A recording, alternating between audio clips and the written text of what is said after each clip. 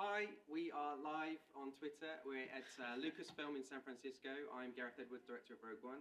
This is the gorgeous Felicity Jones, and who are you? I'm a fan. You just got a ticket. Just won a competition. Yeah, I want to meet the director. So we have a live Are you Q&A. the director? I might be. We have a live Q&A. We're live. We have to keep doing this. And followed by exclusive footage, and then a tour of the building. So let's get started. Should we go in? Shall we, gentlemen?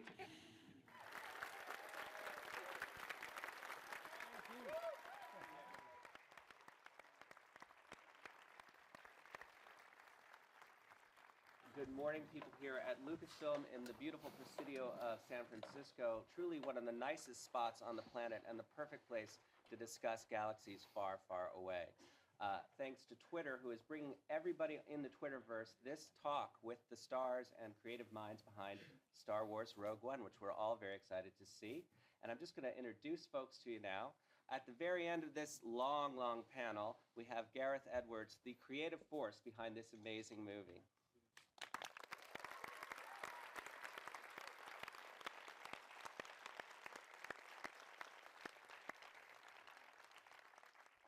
And right next to him is Mr. Ben Mendelsohn, the heavy of our piece, director Orson Krennic, the Imperial Enforcer, and a very twisted fellow. So.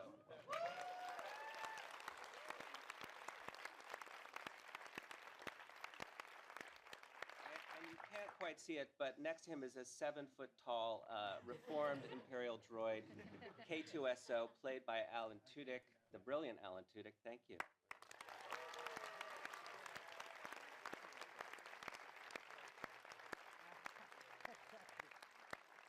And she's tough as nails and has a twisted family secret and is the hero of our piece, the wonderful Jyn Erso, played by the charming Felicity Jones.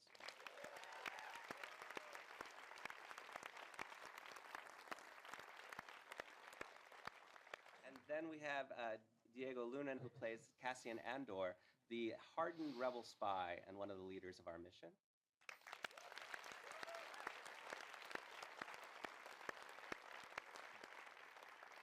We wouldn't have a Star Wars movie if we didn't have a cargo pilot thrown into the middle of a civil war, an everyman who's trying to figure this all out, Riz Ahmed, who plays Bodhi Rook.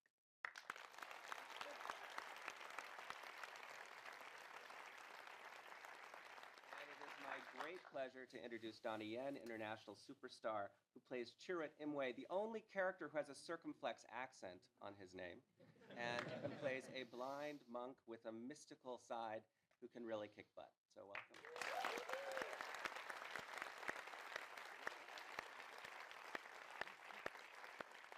Now, before we get into all of this, I wanted to just take you back in time about 34 years to the first Star Wars, or now what we call the fourth Star Wars.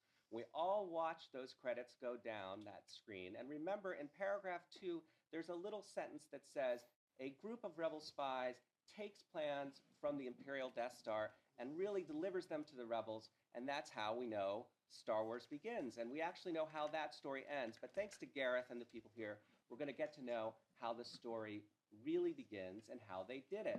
This is a caper movie. It's the Seven Samurai. It's the Dirty Dozen, only better, because it's in outer space, and what could be better than that?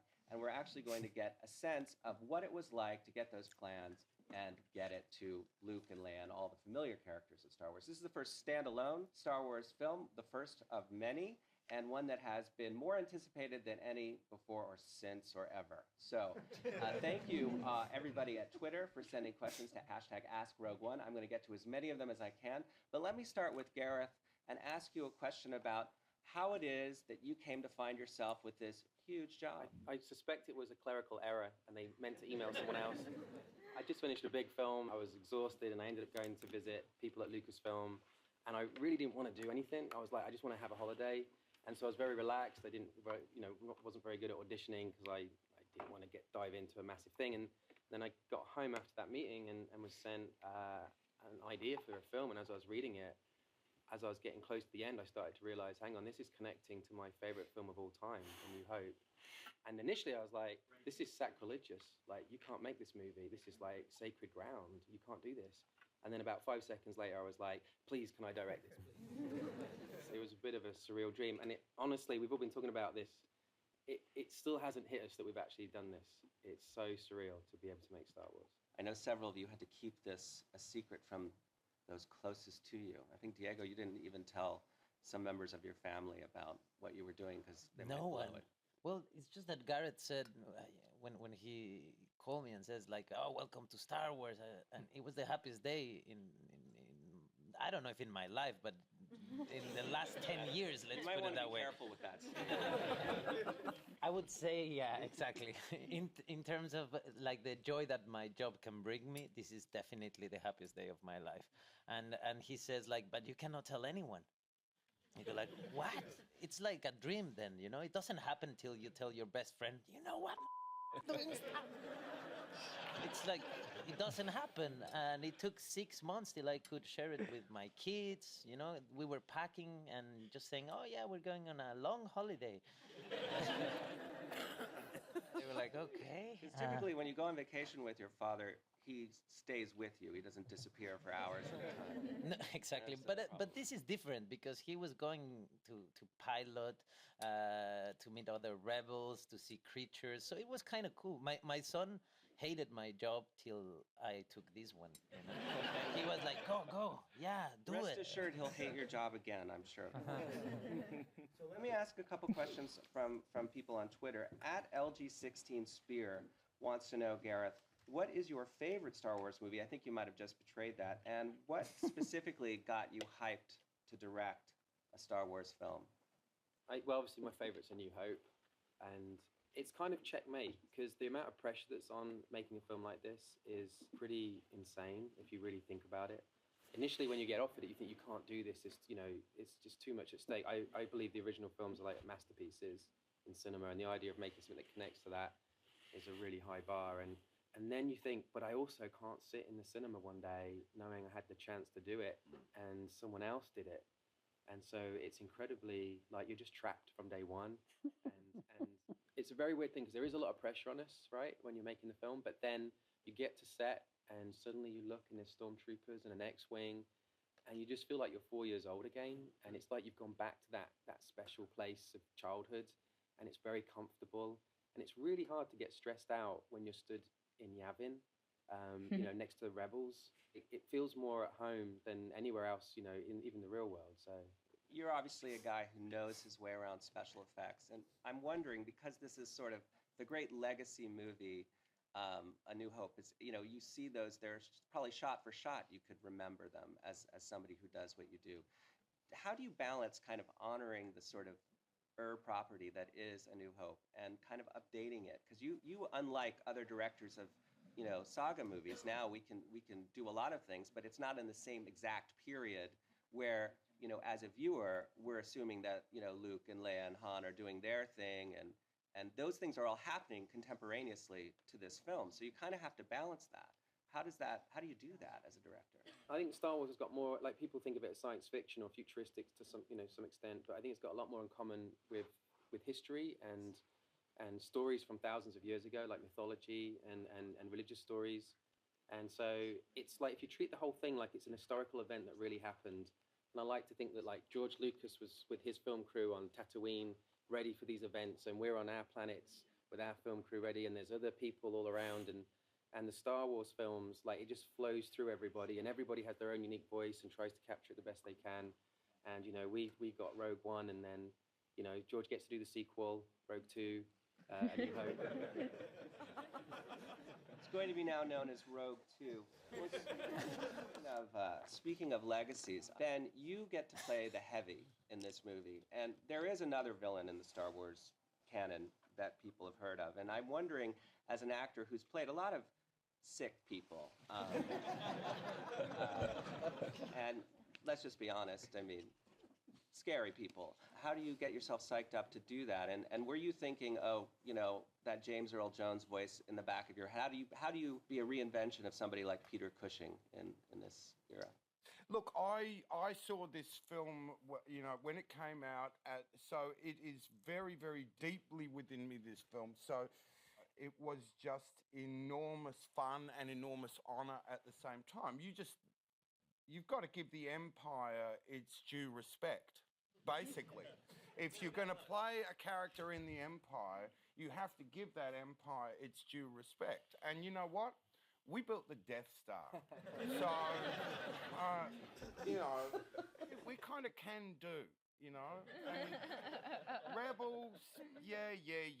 But really, when you think about who makes this thing happen, we do. So it's quite easy to go there. Well, you're totally committed to the Empire, which is lovely. Really hope-inspiring. I have a Twitter question here from @TheNightNews for Felicity. What traits do you think your character Jyn has that make her distinct from some of the other heroines in the Star Wars universe? People like Rey or General Leia or Padma Amidala. These are, you know, there's a long history, obviously, of strong women in Star Wars films. Yeah, she's a pretty independent spirit. She's probably at the beginning when you meet her in the film, she's a bit of a loner. She doesn't trust anyone that easily. It takes a long time to build that trust. And throughout the film, you see this woman learning to connect with all the other people on the mission and learning to embrace what each person can bring. And the beauty of it actually is that none of them as individuals can do as much that they can do when they all join together and come together in this mission. One of the things you said to me a long time ago was that when you first started getting a lot of jobs in your career, you wanted to play a superhero. That somebody had said, what would you like to do? And you said, I'd like to be a superhero. And in some ways, probably unfairly, as an English actress, you probably, you know, people think, Wuthering Heights, that would be nice. Maybe there's something by Thomas Hardy that we could do. Was it comfortable for you to do a real action role, and how did you get prepared for that? Yeah, it was great to finally get out of the corset. And I'm never going back. This is it now. It is just full on, kind of every single day. And Diego and I would be kind of doing our boxing training outside our trailers like we were in Rocky or something on a daily basis. I mean, it's absolutely full on, but it is so much fun. It is so much fun. You get to just kind of just throw yourself around these enormous sets. And then we were doing all sorts of wire work, which I'd never done before. And being a bit of a tomboy, I absolutely loved every minute of it. Did you ever get hurt? All the time.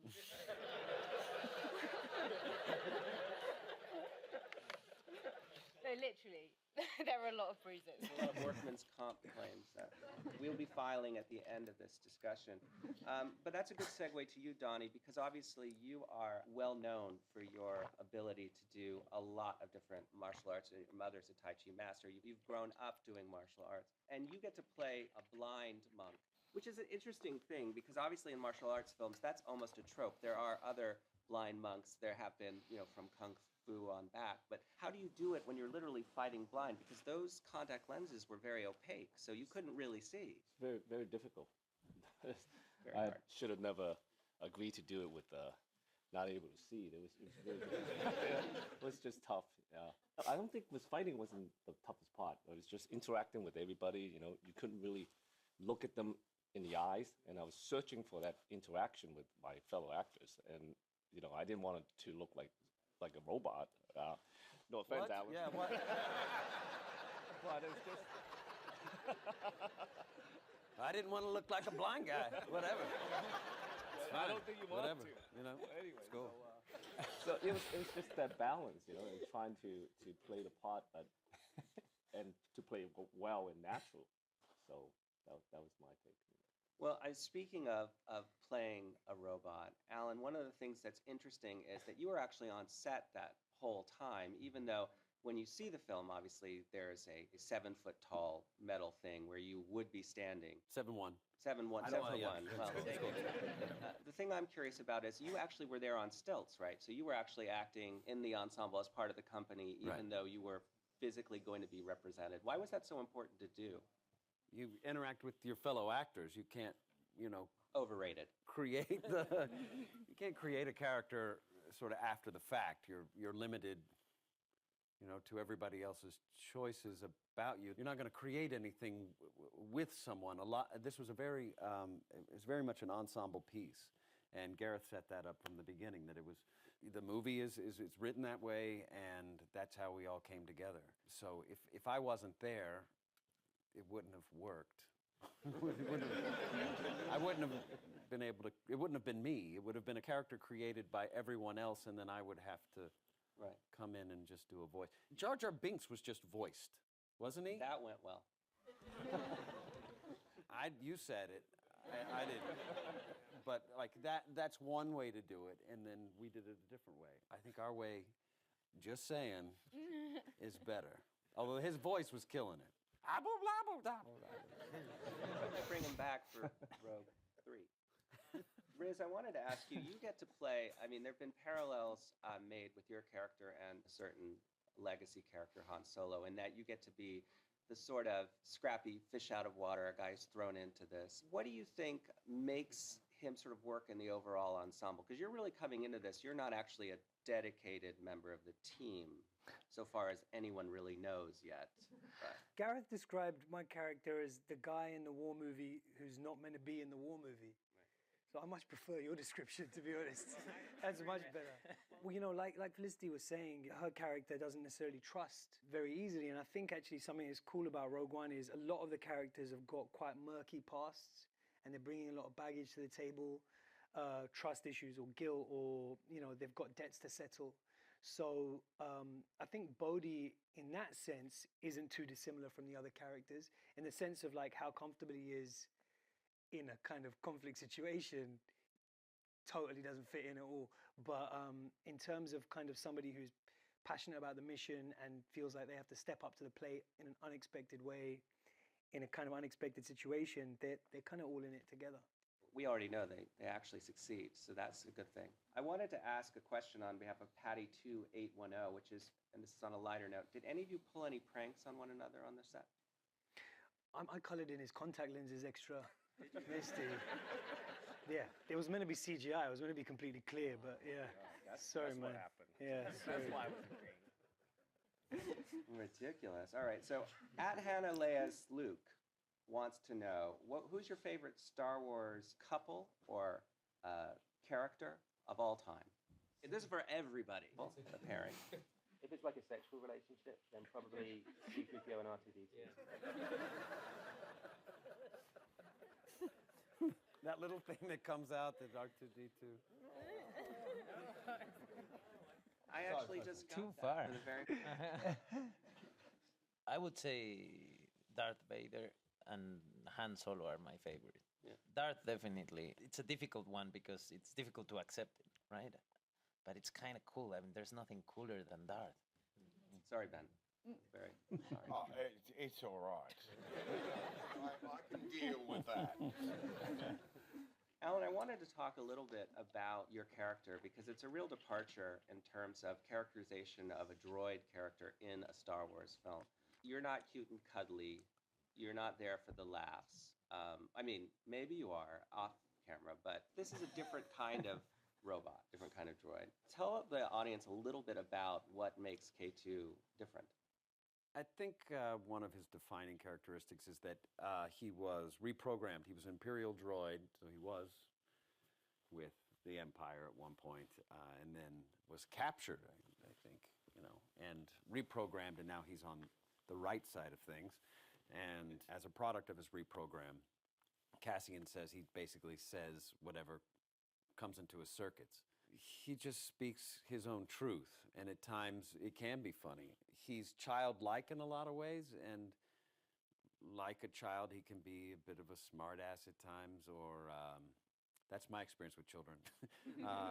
He can be passive aggressive even. He's always candid. Candid artificial intelligence is the best kind, I think. So congratulations for bringing that to the world. At LG16 Spear would like Felicity to answer this question. What was it like to have your very own action figure? We will see it soon, I assume. But have you seen your action figure? I actually am building quite a collection that I have at home. My nephew, who's 1.5, likes to rip her arms off. So that's good. Does he leave the arms like strewn about for you to So he find? just starts eating. Yeah. He's 35. It should be said. That really 47-year-old colors that now. story. He's 1.5. Oh, So, oh, you oh. know. Right, that makes more sense. Well, I think that's appropriate, actually. Do they get you right? Do you think that they've got the essence of at least gin, if not Felicity, in plastic? Yeah, I feel that definitely there's Jin's core is in there, and it is. It is. I was looking at there's a particular sequence with a costume that we had hours and hours of discussions about, and it is quite extraordinary to see something that was just an idea to then throughout the whole process then see this tiny action figure with the result of this creation is pretty special. Do you have the full set? Like, so if you're angry at Diego, you could just twist his head off or kick him. Yeah. At Brogan Francis 95 wanted to know, Alan, if you thought that K2 and C3PO would get along. I don't think they would. Yeah. No, right? Yeah, they don't feel like they'd get along. K2's somewhat unflappable, and C3PO is just flapping all over the place. Just push him over. I don't know. He's definitely a lot bigger than him. Dink, dink, dink. I don't know. R2, definitely. R2's cool in a way that C3PO isn't. He's always cussing. R2-D2. That's why they're always beeping him out. Sorry. Good one. At the Night News has a question for you, Donnie. He would like to know how your work on films like Ip Man and Flashpoint helped you while you were filming Star Wars Rogue One. Was there any connectivity between those projects, things that you learned on those? They asked me to be in Star Wars, and I said, yeah. And I just, immediately I said, oh, they want me to kick some stormtroopers' ass, right? So then when Gareth called me, I said, do you want me to kick some stormtroopers' ass? And he said, yeah. No, but I was a little bit, wasn't sure, even though, of course, this is a big deal. But when Gareth told me, no, I want you because I like your films and I want you to be part of the family. Then I turned to my kids and I said, at the time, I was a little bit hesitant. I just got off from another film. I didn't want to leave my family for 5 months to London. And it ended up 9 months, right? The total shoot. So I asked my daughter, 12 at the time, and my son, 8, and I said to them, hey, do you think you like Baba's Ip Man? Because I'm kind of known for that franchise, right? Or Star Wars. And they said, Star Wars, yeah, hell yeah. So, I'm glad I listened to them, so. Riz, you came out and you've done some very heavy dramas and you've done really intense roles. And, obviously anybody who's seen The Night Of is just blown away by what you do as an actor. Is there a huge difference, in terms of how you approach the work when it's like, you're not in isolation, doing intense scenes with 1 or 2 people. There's huge set pieces that you're also doing. What was that like? When Gareth called me up and said, come and be in Star Wars, I was like, oh, cool, I've never done anything like this before. It was a learning curve for me. Most of the stuff I've done has been like indie movies. So turning up on set and there's like 1,000 stormtroopers on set, that's new for everyone. So I think it was just quite a steep learning curve. And also doing action, I haven't really done many action movies before. Like Donnie, and just seeing what he does and seeing that side of things, that was like a big learning curve for me as well. So it was kind of a really kind of new experience in lots of ways. You're playing scenes. These guys have the benefit of a real ensemble. So they have all these nice people around to talk to. And people don't know this yet, but your Death Troopers are, I think the minimum requirement was they be, what, over 6'5"? They're Some very, huge, very very tall. big men. They're very, very, very tall, the Death Troopers, yeah. How did it work for you? Because you're actually, in a way, it's a more contained kind of experience. You're looming around with your cape and your dark No one rooms. looms like you, man. Big loomer. You don't have the benefit of a large group to interact with like these guys do, And That's a crutch, as we call it in the theater. What you're doing is, you know. no, well, what we're doing is more to do with operations and trying to drive something through. There's a lot more sort of solo or one-on-one kind of, sort of commanding or being told off or, that kind of stuff. That's what the Empire's like. You always know where you stand when you work for the Empire. I wouldn't say that. I wouldn't say that at all. And in fact, I would say that is the one great thing about the Empire is that you could, if you play your cards right, be standing somewhere very different like that. Well, I think there is that tension in your character. In fact, all the bad guys in Star Wars is the sense that your position is precarious. Yeah. And if you don't pull this off, or somebody's going to asphyxiate you in front of everybody, it's going to be very embarrassing. And you don't want that to happen. Yeah, but boy, that's how they get the results, so, It's a tough corporate structure, but boy, the rewards. At Planet Vlogger wants each cast member to think about and tell us what kind of music your character would listen to. You remember when you used to ring up before when you had dial-up internet and it would just go like that? I like to think something like that. Kind of, You took mine. You took mine. But you've already got that. Yeah. You're lucky. You've already got that music. Right. I'd say for K2, it'd be Hall & Oates. But maybe just Oates's. When he broke off and did his solo work, which we all know so well. As I said, I'm not familiar with that. Just Oates. Okay, perfect. And what about Jin, Felicity? What do you think? Probably a bit of drum and bass, with a bit of side trance. A bit of what? Side trance. Side trance. And some MIA. Actually, I listen to a lot, before I'd go on set, I'd listen to a lot of MIA. She is very MIA, isn't she? Yeah, I could she has see a bit She'd of be that into that. MIA attitude, yeah. Diego, what about Cassian? What would he listen to? I would say like Manu Chao and Café Tacuba. He truly believes things will change. Yeah. He's True believer. Uh-huh. I just listen to Alan Tudyk's voice on loop. Yeah. And then it's not even to do with the role. That's just normal, day-to-day life. Very soothing. Yeah, very soothing. Thrilling.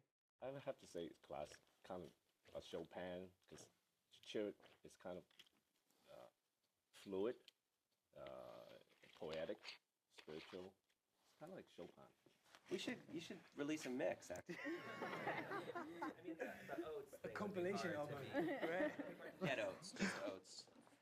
At Reckless Anakin, which is a great handle, wants to ask you all, who is your favorite all-time character from the original trilogy of Star Wars films? There's a certain character in our film that was a bit of insanity to be able to shoot a scene with, and he's dark. He's voiced by someone called James Earl Jones. Darth Vader. And I remember, like, on the first day with Ben, we were doing this scene, and we probably worked together. We'd done Iceland, I think, and stuff like this. But Ben's like a phenomenal actor, and I think he'd be the first to say he's got this thing in him where he can be incredibly intimidating if he wants to be. He can just switch it like this.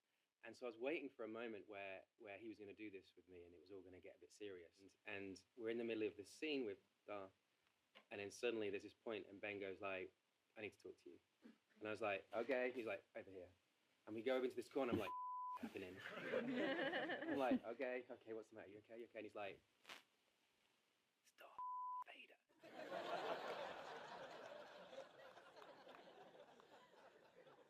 And I was like, I'm so relieved. We're just thinking the same thing, like, but we're trying to act really professional. Like, that's all the time. This is Vader. This is what we do. Obi-Wan Kenobi. I love Obi. I love Obi-Wan Kenobi.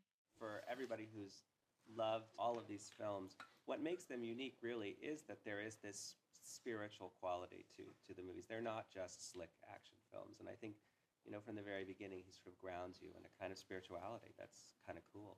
How about you, Alan? Yoda is one of my favorites. I love Yoda, hanging out in the swamp by himself. There's a little cane. I like the way he talked backwards. He's a pretty colorful little character. I like Yoda. Final answer. Final answer. Yoda. We're going to take Yoda. Thank you. Thank you. Felicity, Are we allowed to repeat? you can repeat. Okay. Well, I too am very fond of Obi-Wan Kenobi and Yoda. But I think particularly would have to be Han Solo. So you didn't repeat, actually. You set us up. You set us up. You were like, who's she going to repeat? And then you just did a little, like, jujitsu move. Yeah, I kind of skirted around it. With the Han Solo, which he has gone unmentioned. Mad I skills. know. Yeah, it's amazing. That's the force in action right there, ladies and gentlemen. How about you, Diego? It's simple, yeah. Darth. I mean, I would always choose to be Han Solo when I was playing with my cousins, and the humor and just the way he approaches every situation is spectacular. But if I have to choose one, and I think he chose me, is Darth. It's like he appears in my nightmares. He's there always, you know. And in your dreams. If I just like, I went to the set one day when Gareth was doing a test, and I started listening. And literally, I became 6 years old and freezed, you know. And I was like, and it's just, I don't feel that with anyone or anything. It's like, Not even me. not even with you. I mean, and our thing is special, but that is like here. I cannot. I'm sorry. Yeah, I accepted it. I feel much better. Darth Vader. Man, I saw the first films when I was really young, and I was really into the Ewoks. I was so into them. You know, yeah, man, it's cool little brown dudes running around doing their thing. Like, yeah, I was into that. Maybe it's like a teddy bear thing, and I don't know. Ewoks. It really does matter what movie you see first, I think. And some people, the Ewoks are just the moment where they're like, wait a minute, that's too cute. Hey, back up, man. I love them. I'd have liked to have a couple of them right here, right now. Donnie, what about you? Oh wait, you? Darth, Darth. probably. Cool outfit.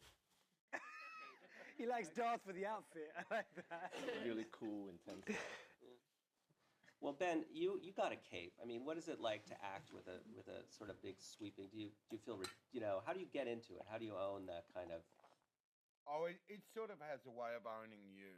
You know, I mean, that's the thing about that. You put that on, you put on the imperial outfit, and you get to have a cape. Thank you, mate. And it feels pretty special. It's pretty easy once you got it on. Do you keep it? Do you have it?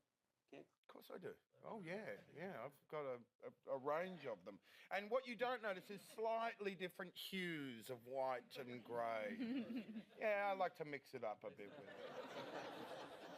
All neutrals, which is nice. Oh yeah, no, you got to stay in those neutrals very much. We like that in the Empire. There is a dress code in the Empire. I know that. Well, at Millennium Todd wanted to know, Gareth, since we were speaking a lot about Darth Vader, was there special pressure that you felt because you knew he was going to be included in the film, and how you were going to accommodate this character and sort of integrate that into the plot that you're working on with this company, but not be overwhelmed? I mean, you all have admitted that you had that oh my God moment when that can be overwhelming, obviously, too. I mean, it can really be disruptive, I would think, if you don't handle it well. Yeah, it lasts about 3 hours, and then eventually, like, Darth, over there, come on, Jesus, Darth. It's a very intimidating thing, I guess. And I mean, we really did our homework on Darth, and I learned a lot about the original films and how they handled it. For instance, the first Darth mask was sculpted out of clay, and today you can do everything in a computer. So we tried to get all the fingerprints and all the things that were like little errors in the original mask to be in our film. And then in the first camera test we did, like Greg Fraser, who's the DOP, who's amazing, would say like there's more in common lighting Darth Vader with a car than there is a human because of the reflections of the surface and stuff. And we do some shots, and there was something wrong with it, and you go, there's something not quite right here. This didn't quite work. And you look back at all the original material and realize that, like on Empire Strikes Back and A New Hope, Darth is always the tallest person in the scene. So normally, if the camera's behind me filming Ben and I'm in frame with my shoulder, it's really like I'll be the biggest person in frame. So the camera has to come higher so that I become smaller. And so for when Darth's walking up to people or anything's happening, the camera has to keep doing this sort of like dance to make sure Darth's always the tallest person no matter what he's doing. And it was something I didn't anticipate. But once you suddenly start doing this, all these different ingredients, like the famous sound effects, James Earl Jones, the design of everything, it's like if you take one away, even music, it's not Darth Vader, and it's like he's kind of it's a team sport. I think being Darth Vader, it's weird.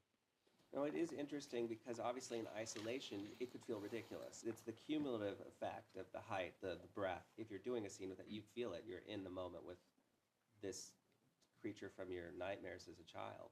But it is all of those things together at once. Design's really important, especially in Star Wars. You can say a lot about a character from the way they look, Right. and it's subconscious, most of it. Right. Like we used a lot of influence from like Vietnam and World War II, obviously, and modern conflicts, and even like trying to flip the original ideas of A New Hope and invert them. This was subconscious, but I realized the other day when we were watching one of the scenes that the beginning of A New Hope is a guy in a black cape, Darth Vader, surrounded by white stormtroopers coming towards the camera. And we have a guy in a white cape surrounded by black stormtroopers coming towards the camera at the opening of our film. And all these things are just like subtle little differences, but I think when you grow up with Star Wars, you're so familiar with the vocabulary, and it's like you're trying to make a meal that feels different with all the same ingredients. I wanted to ask you that. One of the things that you've said, and John Knoll, the creative force here, has said is that in a lot of ways, the Death Star is the ultimate weapon of mass destruction, obviously. And it has contemporary resonance. I mean, we live in a very precarious time. And you have compared this to the sort of race for the end of World War II, the espionage and everything that went on to get the atomic secrets. Obviously, this is a terrific entertainment, but do you think there's a bigger message or a heavier theme that's particularly relevant now? And I'll open it up to the whole panel after Gareth. Well, yeah, I mean, I think Star Wars, when it's done well, has meat on the bone. It's about something. Like, these are kind of like life lessons for kids. And I know I carried, my Star Wars lessons with me for the rest of my life. They basically said, like, turn off your computer and trust your instincts. And so that when we made this film, it was like, turn off the internet, stop reading it, and trust your gut and do the movie that you think, as a fan, you're going to sit and watch and love. I think stories, like, are for kids, and kids are like computers, and the stories are the software that we load into them so that they can then deal with, like, when they have similar, dilemmas in life, they can remember the stories and they're sort of little guiding forces of how to choose right from wrong. You need to have that in Star Wars. Without it, it's just a load of explosions and robots, no offense, Helen, and spaceships. And Star Wars is more than that. I think that's why it's special, and that's why it lasts over 30 years. Is because it's actually got meaning behind it. And anybody else? Is this a timely movie as much as it is a entertaining movie? Does it have any specific relevance right now? I think it sends a clear message of people very different from each other that apparently had nothing in common. They leave their differences on the side and work together as a team and achieve great things, It's a great message for the world we're living in. Let's celebrate our differences and understand that that makes us richer, and stronger. Chris? I love what you just said. Yeah.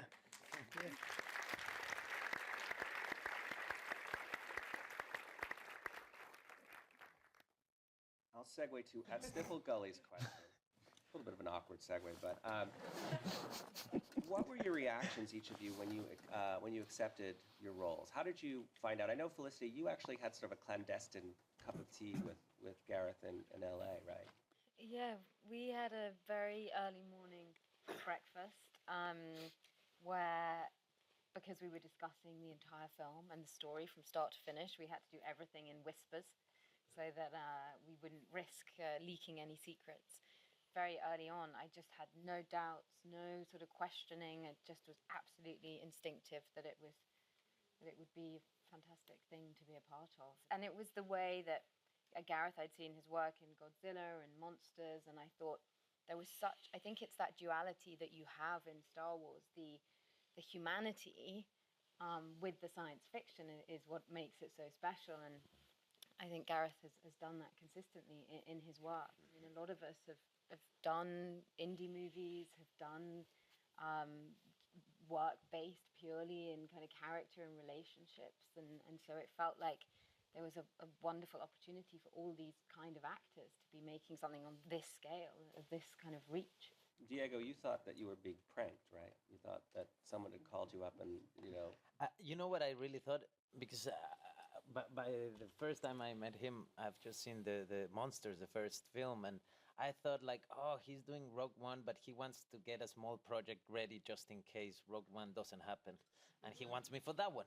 And a tiny film in Mexico with no money. Sounds like Well, Gareth worked in Mexico, that's so, his right? first film. So Right. I was like, it you fits. thought he was just, I he was thought- using you. we Horribly. we sat down in a similar situation, like a restaurant in the corner. He was whispering, very aware of the waiters, and he started talking about this film, and I didn't want it to interrupt him. I just wanted to listen, but at the same time I was thinking, why am I getting all this information? What am I gonna do with this now? And he kept talking, like telling the story from the perspective of a guy that then he does this and then he does that, and I go like, is he telling me I'm gonna be the guy, or he wants? But He wants your opinion on who to cast. Exactly. Yeah. No, that's what I said. I'm not gonna ask him. What if he says, no, I want your friend's number, Gael. Give it to me. Or who do you think can play it? Yeah, that kind of thing. So I didn't want it to interrupt. It was 3 hours and a half, that meeting. And I came out of there like feeling the luckiest Mexican ever, like, and thinking this guy's crazy. Like, really? I mean, makes no sense. I've never done anything to be close to this world, and I've never been in the gym. I've never done. Why am I here? I thought someone was playing me. And then it was 6 months of like, yeah, a month of silence, and I was like, oh, okay, it's over. And then he would call again, and put yourself on tape again, and it was like a nightmare. 6 months of being but not being part of it. It was horrible. It does sound horrible, really. Do you have anything you'd like to say to Gareth now? Get it off your chest? No, because now I'm living the other side. It's now I can talk. It's been 2 weeks of actually being able to share this. I go to bars at night and just tell. Pick strangers. Yeah. I'm gonna tell you a story. There was a guy that, it feels so nice to be able to share it. It's been, 2 years basically of silence. Wow. Riz, do you remember your... He called me up and said he wanted me to put myself on tape for this role. He explained a little bit about the role, which actually changed quite a lot, in the coming months. But he gave me his email address, his personal email address, which is a big mistake. And he said, listen, do you want to send me an audition? So that day I sent him 2 versions of the scene. And then over the next 4 days, I sent him another 12 versions of the scene. And the thing is, it kept getting worse, because when I didn't hear back, it's like texting a girl or something. It's like, when I didn't hear back, I thought, oh, if I just send one more, And I started doing crazy stuff. I started like getting into costumes and doing in like weird accents, thinking maybe it's the accent. I don't know. I just kept spamming him with these audition tapes. And then I remember like 6 days later, he emailed me and went, hey Riz, there's no need to send me any more tapes. We'll be in touch. And so I just thought I've blown it on like a psychopath level. Like he just thought, and then when he called me, I thought it was to take out a restraining order or something, but it was relief more than anything. I was like, oh, okay, you don't think I'm crazy. Did you think he was crazy? Yeah, he was like, he sent 2 through, and I was like, oh my God, this guy's got, such range. This is great. He did it this way and he did it that way. This is great. He's got it, right? I'll just show the others, and we'll do, we have to make everything official before we tell someone, because you never want to say, oh, I'm sorry, it's not happening. And so I was just going through that, and as I was going to work, another 2 would show up. I'd be like, oh, that's interesting, that's a different take. Yeah, oh, and I guess that's a different take too. That's great. and then just kept getting them. Honestly, after like number 10, it was a bit like, I'm not sure I want to work with this guy. Very irresponsible that you tell us This is this a story cautionary today. tale. Yeah. 2 years of sharing everything with this guy. I'm sorry, man. He really wanted the job. I actually wasn't sure about it. It was just the I'm all about the craft, man. That's all. Excuse me if I mispronounce this, but at Vaishnavi_Mr. would like to know, Felicity, in what ways do you relate to your character? I might just modify that and say, what about Jin is like you, and what is completely not like you? I don't know. Probably someone else should answer that. I think. Looks a lot like you. Yeah. I think as actors, you think you're going to be completely different in every single performance, and then you realize actually you do bring your essence to everything that you do, and you can't escape that. That's what comes through on the screen. But I think I would take from Jin. I like her. She's a bit of a feral creature. She's there's a kind of animal instinct that she has, and she's really true to those instincts. And I really like that about her. And there isn't a lot too much overthinking.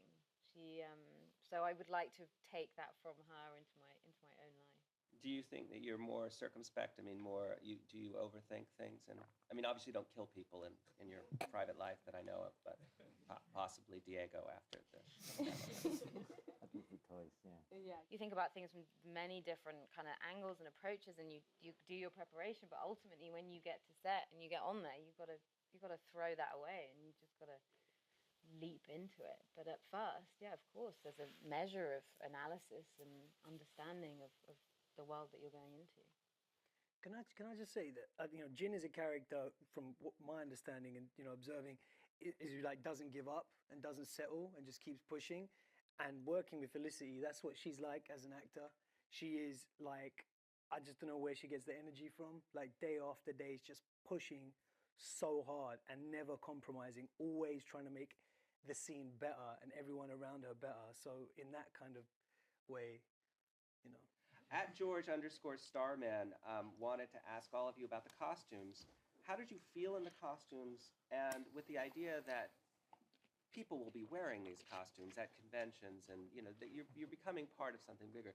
Did you feel comfortable in them? I mean, a couple of people who aren't here, I know Forrest Whitaker really had like a lot of talked a lot about how that heaviness of the armor and everything sort of helped him assume character. But if some of you could take a stab at that, and obviously Alan has a different kind of experience with costuming, but Pajamas. Just I can answer that right up. By the way. Yeah, pajamas, like a body sock. covering the whole body. On stilts, yeah. It was a body sock on stilts, yeah. I don't know that anybody's going to be dressing like that. I don't know about that. I have the coolest outfit, I think, and it's What? Have you seen what he's wearing? yeah, but mine can be taken anywhere, you know. Oh, look, excuse This is- me. he's Now, got- who he's got do you a think cape. you're talking about? You have the coolest outfit. I think so. Oh, I think so. please. Mine works in every kind of Oh, weather. but get a cape. But I'm gonna tell you one thing, because the amount of detail, the work on the costumes is insane. Like there's like 4 people working on each costume, you know, and there's this gigantic space where you have all these people paying so much attention to the detail of the costumes that the background is wearing, and everything is done perfectly. And one day I'm trying to close something, and I go like, just put a button here, and they go like, what? No. There's no buttons in Star Wars. No one has a button. Everything just folds. There's no buttons. And I go like, really? What? And start looking at people, and that's true. Like there's these rules that just apply in this galaxy far, far away that are so specific and that make things so difficult. Because, I mean, it would have been so easy to say, okay, just the guys in the front are not going to wear buttons, and everyone on the back just put buttons and let's go, you know? You But know, no. there's a sequel coming. It's called The Button Awakens. We have time for one more question. It's from @Kochi89 in Italy. And in a word, she or he would like you to please describe your Rogue One experience. Like, how has it been? Excellent. Journey. my one word. Huge. May I say a word in Spanish? Chingona. I almost said that one. You were going to say something, right? I want to say something in Mandarin that Jiang Wen taught me. Chun tamata hao. Audience of one. Yeah. There's going to be a lot of people Googling. You're going to say something in Urdu. What's your word? I don't know. For this, as most with it. It's a sentence, but yeah. We don't want to argue with him. Just kind of go with the flow. You know? Well, wonderful. Thank you all for joining us. This has been a real honor. And